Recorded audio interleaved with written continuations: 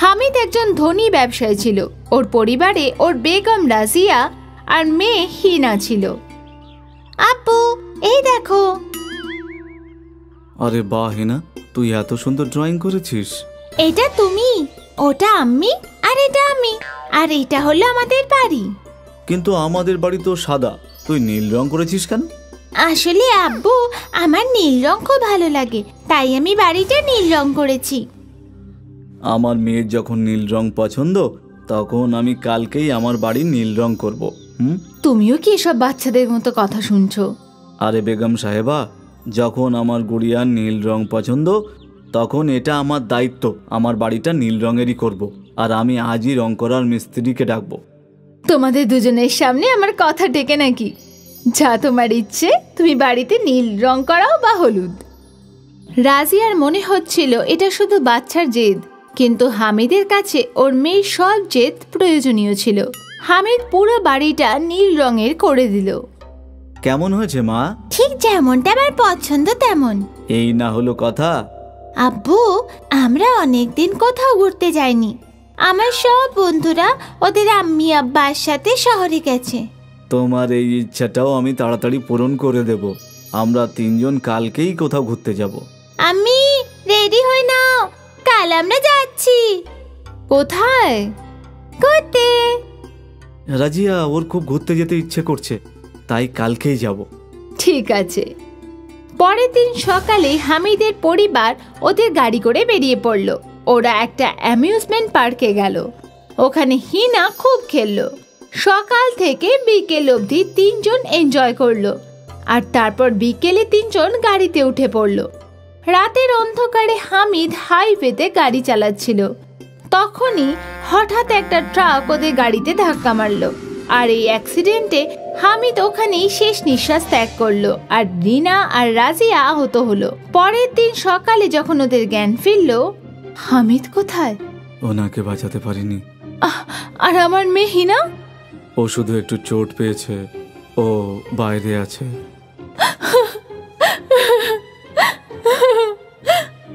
আপনার মাথায় ভালোই আঘাত লেগেছে, আপনার বিশ্রাম নেওয়ার দরকার।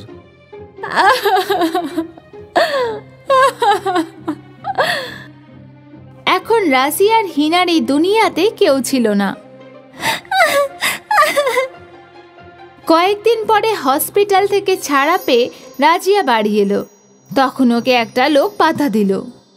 তুমি কে, আর আমাদের বাড়িতে ঢুকতে বাধা দিচ্ছ কেন? ম্যাডাম, এই প্রপার্টি ব্যাংক সিল করে দিয়েছে। হামিদ কুরেশি ব্যাংক থেকে লোন নিয়েছিল, যা শোধ দেবার আগে উনি চলে গেলেন।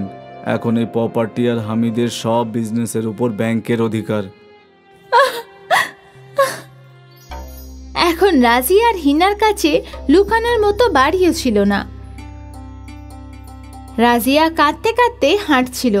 ওরা দুজন একটা পার্কের কাছে গেল, আর রাজিয়া বেঞ্চের উপরে গিয়ে বসলো। কি হয়েছে আম্মি? ওই আঙ্কেল আমাদের বাড়ির ভিতরে আমাদের ঢুকতে দিল না কেন? এখন ওই বাড়িটা আর আমাদের নেই হিনা। কিন্তু কেন? এই সব তো শুধু তোর আব্বাই জানে। তো এখন আমরা কোথায় থাকবো? জানি না। রাজিয়া কাঁদছিল। ওর কান্নার আওয়াজ একজন মহিলার কানে গেল। ওনার নাম রুকসানা, রাজিয়ার বান্ধবী। রুকসানা রাজিয়ার কাছে এলো। রাজিয়া, তুই এভাবে কাঁদছিস কেন? রুকসানা। রাজিয়া কাঁদতে কাঁদতে ওর বান্ধবীকে দুঃখের কথা বলল। হায় আল্লাহ, আমি ভেবেছিলাম ওপরওয়ালা শুধু আমাকে কষ্ট দিয়েছে, কিন্তু তোর কষ্ট তো আমার থেকেও বেশি। আমার স্বামী আমাকে ছেড়ে অন্য কারোর কাছে চলে গেছে, কিন্তু তোর কাছে তো তোর মেয়ে আছে। এখন বুঝতে পারছি না আমি কি করব, কোথায় থাকবো। রাজিয়া, তুই আমার সাথে থাকতে পারিস। ধন্যবাদ, তোকে অনেক অনেক ধন্যবাদ রুকসানা। আমি তোর খারাপ সময় কাজে এসেছি, এটাই যথেষ্ট। আমি এখানেই কাছে একটা ঝুপড়িতে থাকি, আর এখানেই পার্কের বাইরে কাবাব বিক্রি করি। চল আমার সাথে। রুকসানা রাজি আর হিনাকে ওর বাড়িতে নিয়ে গেল। এই বাড়িতে শুধু একটাই ঘর আছে, খুব ভালো। রুকসানা দুজনকে খাবার বেড়ে দিল, আর ওরা মা মেয়ে পেট ভরে খাবার খেলো। আর ওরা ওই ঝুপড়িতে ঘুমিয়ে পড়ল। পরের দিন সকালে রুকসানা তাড়াতাড়ি উঠে কাবাব বানানোর প্রস্তুতি শুরু করলো। আমাকেও ডেকে দিতিস, তুই গভীর ঘুমে ঘুমোচ্ছিলিস, ভাবলাম তোকে কষ্ট দেব কেন। তুই আমার জন্য এত কিছু করলি, অন্তত পক্ষে আমি তো তোকে সাহায্য করতেই পারি বল। আর তারপর রাজিয়া ও রুকসানার সাথে কাবাব বানানো শুরু করলো। তুই তো খুব ভালো কাবাব বানাস। হিনার আব্বু এই কথা বলতো, আমার কাবাব উনি খুব পছন্দ করতেন। রাজিয়া, তোকে এই শোক থেকে বেরোতেই হবে। হিনার আব্বু সবসময় তোর সাথেই থাকবে। হ্যাঁ। কাবাব রেডি হয়ে যাওয়ার পরে রুকসানা ওগুলো বিক্রি করতে পার্কে চলে যেত। আন্টি, একটা কাবাব পাও দেন না। এই না বাবু, 20 টাকা। ওই ছেলেটা ওই কাবাব পাও খেয়ে নিল। আন্টি, আর একটা দাও না। ও পরের কাবাব পাওটাও খেয়ে নিল। আর একটা, কত স্বাদ এই কাবাবটা। বাচ্চাটার কথা শুনে রুকসানাও একটা কাবাব খেলো।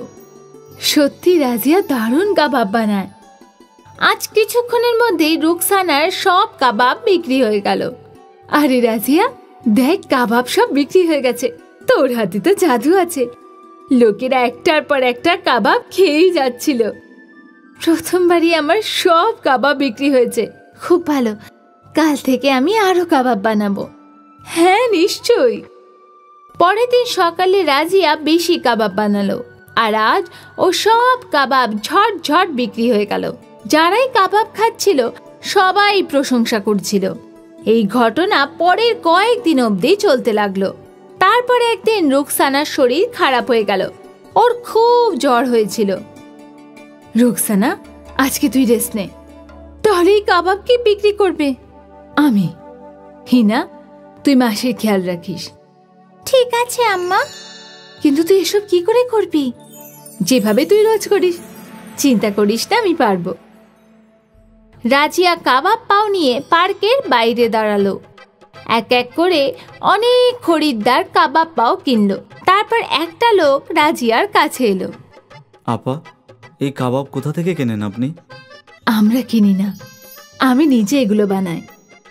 এত টেস্টি কাবাব আমি কখনো খাইনি। আমি সুশান্ত, আমি একটা ইভেন্ট কোম্পানিতে কাজ করি। আপনি কি আমার ইভেন্টের জন্য এইরকম কাবাব বানিয়ে দেবেন? হ্যাঁ হ্যাঁ, কেন দেব না।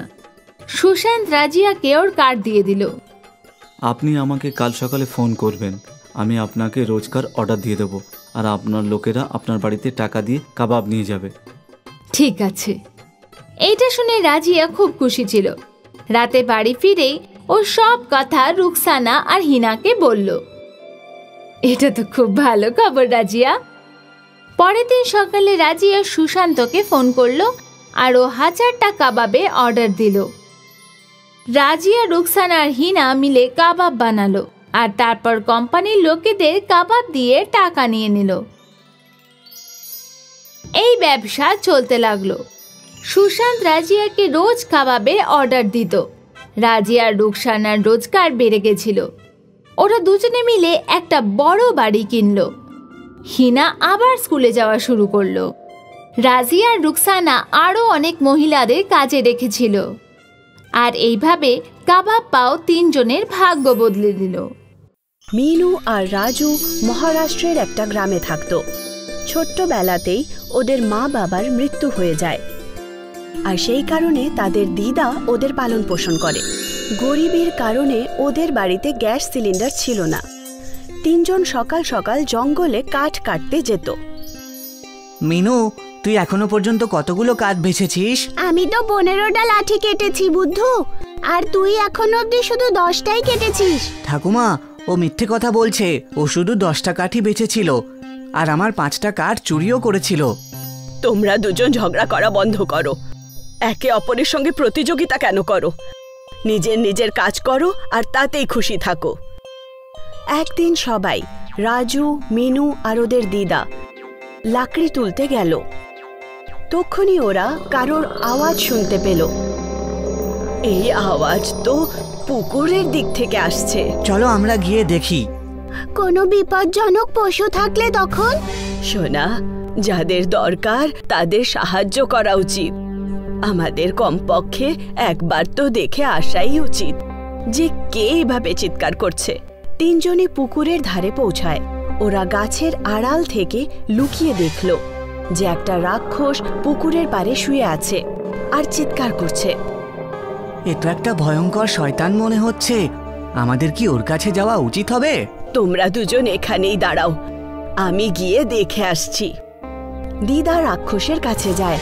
তখন ও দেখল যে রাক্ষসের পুরো শরীরে আঘাত লেগেছে। এরকম মনে হচ্ছিল যেন রাক্ষসকে কেউ পাথর মেরেছে। তুমি কে আর এখানে কি করছো?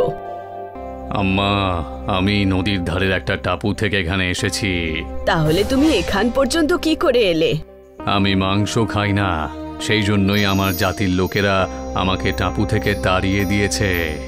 যখন আমি মহারাষ্ট্রে পৌঁছই তখন আমার মুখ চোখ দেখে ওরা ভয় পেয়ে যায় আর আমার দিকে পাথর ছুঁড়তে থাকে, আর আমি পালিয়ে এখানে চলে এসেছি। রাজু আর মিনু, গাছের আড়াল থেকে বেরিয়ে এসো, ও ভালো রাক্ষস। রাজু, মিনু আর দিদা মিলে রাক্ষসের ঘা ধুলো আর খাবার জন্য ফল দিল। এই ফলগুলো আমরা এই জঙ্গল থেকেই পেয়েছি। তুমি খুঁজলে তুমি এখানে আম, জাম আর পেয়ারার গাছ খুঁজে পাবে। তারপর দিদা, রাজু আর মিনু যখনই লাকড়ি তুলতে জঙ্গলে যেত, রাক্ষসের সাথে দেখা করে আসতো। কিন্তু একদিন একজন সরকারি পুলিশ ইন্সপেক্টর তিনজনকে দাঁড় করালো। শোনো তোমরা তিনজন, আজকের পর এই জঙ্গলে একদম আসবে না। সরকার থেকে ঘোষণা করা হয়েছে এই জঙ্গলের গাছ যেন আর না কাটা হয়। আপনি ভুল ভাবছেন, কিন্তু আমরা কখনো গাছ কাটি না, শুধু মাটিতে পড়ে থাকা লাকড়ি তুলে আনি আমরা। এই বুড়ি, বেশি মাথা কাটাস না তো, একবার বারণ করেছি যখন, ব্যাস। এইভাবে তিনজনের জঙ্গলে যাবার রাস্তা বন্ধ হয়ে গেল। লাকড়ির অভাবে রাজু, মিনুর বাড়িতে উনুন জ্বালানো মুশকিল হয়ে গেল।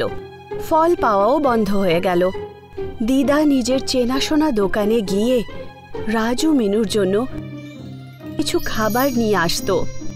এই নাও বাচ্চারা, বিস্কুট আর চানাচুর খেয়ে পেট ভরে নাও। এবার জানি না আমাদের বাড়িতে খাবার কবে রান্না হবে। কিছুদিন পর দিদা যখন দোকানে পৌঁছলো, তখন দোকানদার উধার দিতে মানা করে দিল। তুমি এখনো আমার আগের ধারগুলোই শোধ দাওনি, তুমি আবার মালপত্র নিতে চলে এসেছো। এরকম করে তোমার জীবন কিভাবে কাটবে শুনি? একটা কাজ করো, বাচ্চাদের নিয়ে মুম্বাই শহরে চলে যাও আর ওখানে গিয়ে কিছু কাজকর্ম করো। দিদা বাড়ি ফিরে এসে সমস্ত কথা রাজু আর মিনুকে বলল। বাচ্চারা, তোমরা কি মুম্বাই যাবে? হ্যাঁ দিদা, মুম্বাই যাব। মুম্বাই দেখতে তো আমি খুব এক্সাইটেড। কিন্তু ঠাকুমা, ব্যবসা করার জন্য আমি টাকা পয়সা কোত্থেকে পাবো? তোমার দাদুর অন্তিম চিহ্ন এই মঙ্গলসূত্র আমার কাছে আছে। একে বন্ধক রেখে কিছু টাকা পয়সা তো পেয়েই যাব। রাজু, মিনু আর দিদা মুম্বাই চলে এলো, কিন্তু ওরা বুঝতেই পারছিল না যে ওরা কি জিনিসের ব্যবসা করবে। ঠাকুমা, মুম্বাইতে বড়াপাউই হলো বিখ্যাত। বড়াপাউয়ের একটা দোকান করি। না, বড়া পাও তো সব জায়গাতেই পাওয়া যাচ্ছে। আমরা লুচি তরকারির ঠেলা লাগাবো। না, সিঙ্গারা আর ব্রেড পকোড়া। না, চাউমিন আর ডোসা। চাউমিনের ঠেলা লাগাবো, কারণ চাউমিনের ঠেলা এখানে কম আছে। অন্যদিকে রাক্ষস জঙ্গলে খুব চিন্তিত ছিল। ও জঙ্গলে রাজু, মিনু আর দিদার অপেক্ষা করছিল। বুঝতে পারছি না রাজু, মিনু আর ঠাকুমা আমার সাথে দেখা করতে কেন আসছে না। আর ওরা আবার আমাকে ভয় পাচ্ছে না তো, নাকি আবার আমার ওপর রাগ করেছে? অন্তত একবার ওদের সঙ্গে আমার দেখা করতে যাওয়া উচিত। একদিন রাক্ষস জঙ্গলের বাইরে বেরোনোর চেষ্টা করল, কিন্তু সরকারি অফিসারের নজর তার উপরে পড়ল। ও বন্দুক নিয়ে রাক্ষসের পেছনে দৌড়ল। রাক্ষস পুকুরে ঢুকে পড়ল আর ও জলের ভেতরে শ্বাস আটকে নিজের প্রাণ বাঁচালো। অফিসার যখন চলে গেল, তখন রাক্ষস বাইরে বেরিয়ে এলো। তাই যাই হোক, মিনু, রাজু আর ঠাকুমার সাথে যে করেই হোক একবার দেখা করতে হবে। ওদের আবার কোনো বিপদ হলো না তো? ওরা তিনজনই খুবই চিন্তিত ছিল, কারণ মুম্বাইতে ওদের চাউমিনের ব্যবসা ভালো চলছিল না। ওদের ঠেলার কাছে আরও দুজন ঠেলাওয়ালা চাউমিন বিক্রি করত। রাজু, তুই বাড়ি চলে যা আর জমিদারদের খেতে কাজ করে নিস। এখানে মুম্বাইতে আমাদের তিনজনের খরচা চালানো মুশকিল। আর আমাদের দুজনের ব্যাপারে যদি বলি তাহলে মিনু আর আমি এখানকার কাজ সামলে নেব। রাজু গ্রামে ফিরে এলো। রাক্ষস কাকুর সাথে দেখা হয়েছে, বেশ অনেক দিন হয়ে গেল। ওনার সাথে দেখা করে আমার অসুবিধের কথা জানানো উচিত। একদিন রাত্রিবেলা রাজু গাছের আড়ালে বসে পড়ল আর সরকারি অধিকারীর ঘুমানোর অপেক্ষা করতে লাগলো। যখনই অফিসারের ঘুম পেল, রাজু পা টিপে টিপে জঙ্গলে চলে গেল। রাক্ষস একটা গাছের ওপরে লুকিয়ে থাকত। যখনই রাক্ষস রাজুকে দেখল, ও গাছ থেকে লাফিয়ে পড়ল। তুমি তো আমাকে ভয় পাইয়ে দিয়েছিলে কাকু। আচ্ছা বলো, কেমন আছো তা বলো আগে। জীবন একদমই ভালো কাটছে না বাছা। সরকারি অফিসাররা এখানে প্রায়ই আসছে, আর ওদের থেকে আমায় লুকিয়ে লুকিয়ে থাকতে হচ্ছে। তা তোমরা কোথায় চলে গিয়েছিলে? কতদিন পর তোমাদের সাথে আমার আবার দেখা হলো। আমরা মুম্বাইতে চলে গিয়েছিলাম। ঠাকুমা আর মিনুও ওখানেই আছে। ওখানে ব্যবসা আসলে ভালো চলছে না তো, সেই জন্যই আমি আবার ফিরে এসেছি। তা তুমি কিসের ব্যবসা শুরু করেছো? আমি চাউমিনের একটা দোকান দিয়েছি। চাউমিন তো আমার খুব ভালো লাগে, আর ব্রেড পকোড়া আমি আরও বেশি ভালোবাসি। আমার মা আমাকে চাউমিন পকোড়া খাওয়াতো। চাউমিন পকোড়া? হ্যাঁ, চাউমিন তৈরি করার পরে ওটাকে বেসমে দিয়ে ভালো করে তেলে ভেজে নাও, তাহলেই তো রেডি হয়ে যায় পকোড়া চাউমিন। তাহলে তো ঠাকুমা পকোড়া চাউমিন বিক্রি করতে পারে। ঠিক বলেছ, সাধারণ চাউমিন তো সবাই বিক্রি করছে, কিন্তু তুমি যদি পকোড়া চাউমিন বিক্রি করা শুরু করে দাও তাহলে তোমার বিক্রি অনেক বেড়ে যাবে। রাক্ষস কাকু, এবার আমি একা আর মুম্বাইতে যাব না, তুমিও আমার সাথে চলো। না, পাবলিকের মধ্যে যেতে আমার খুব ভয় করে। ভয় পেও না, আমি সবাইকে বোঝাবো যে তুমি একজন ভালো রাক্ষস। রাজু পরের দিন সরকারি অফিসারের সাথে কথা বলল। কাকু, জঙ্গলে একটা শয়তান থাকে, তুমি দয়া করে ওকে আমার সঙ্গে যেতে দাও। শয়তান আমাদের সবার জন্য বিপজ্জনক, তাই আমি ওকে প্রাণে মেরে ফেলবো। আপনি আমার কথা বিশ্বাস করুন, ওই শয়তানটা তো মাংস পর্যন্ত খায় না, আর সেই জন্যই ওই জাতির লোকেরা ওকে টাপু থেকে বের করে দিয়েছে। তারপর ও যখন মানুষের মধ্যে আসে তখন আমরা মানুষরা ভয় পেয়ে যাই আর ওকে পাথর মারতে শুরু করে দিই। মনে হচ্ছে ওই শয়তানটার সাথে ভীষণ অন্যায় হয়েছে। ঠিক আছে, তুমি ওকে সঙ্গে করে নিয়ে যেতে পারো। এইভাবে রাজু রাক্ষসকে জঙ্গল থেকে বাইরে বের করলো। সমস্ত গ্রামবাসীরা রাজুকে রাক্ষসের সাথে দেখে অবাক হয়ে গেল। তারপর রাজু রাক্ষসকে নিয়ে মুম্বাই চলে এলো, আর ও রাক্ষসকে ঠেলায় দাঁড় করিয়ে দিল। এবার ঠেলায় অনেক লোক আসতে শুরু করলো। ওরা রাক্ষসের দর্শন করত আর পকোড়া চাউমিন খেত। এইভাবে রাজু, মিনু আর দিদার কাছ থেকে পয়সার অভাব কম হয়ে গেল, আর ওরা খুব খুশি জীবন কাটতে লাগলো। যদি ওরা তিনজন রাক্ষসের সাহায্য না করত, তাহলে আজ ওরা রাক্ষসের সাহায্যে পয়সা ইনকাম করতে পারত না। তবেই তো বলা হয়, ভালো কর্মের ফল ভালোই হয়।